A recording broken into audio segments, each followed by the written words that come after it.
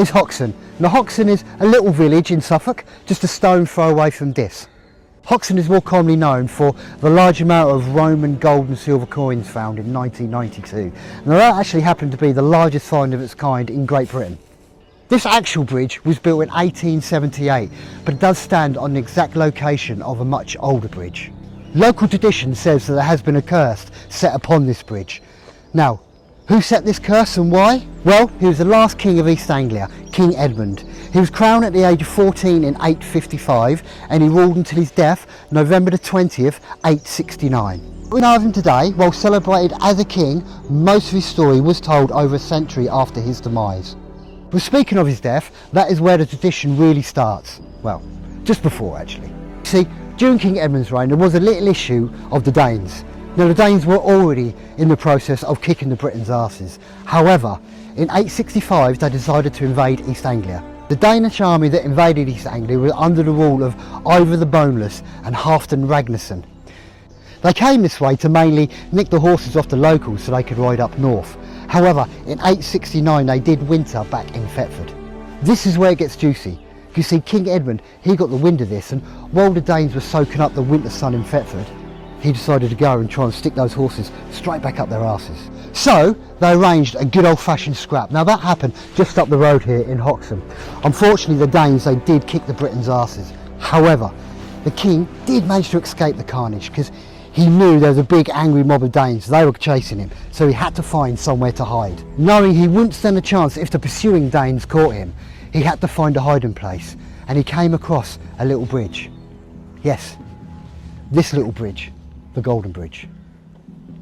Knowing if the Danes caught him he'd face certain death, he hid under the bridge in the water. Little did he know that a newlywed couple was just about to cross this bridge and rumble it. Now that newlywed couple, well, they were probably having a lovely first few days of marriage, or she was probably nagging him, who knows.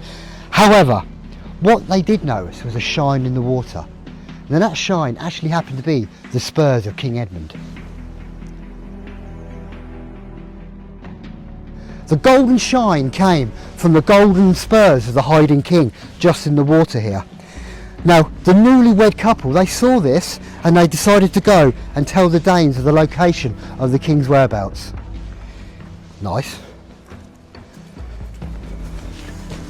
Once the king is captured, he is tortured, but the Danes do offer to spare his life, but only if he gives up his Christian faith. Being a badass he is, he ain't never going to do that, so he gets sentenced to death. On the way to King Edmund's execution, they cross back over this bridge, and in a fit of frustration and anger for the newlywed couple that dobbed him in, he spits out a curse, cursing every couple that would cross this bridge forevermore. The curse is said to give newlyweds who cross this bridge eternal unhappiness and bad luck. Hang on.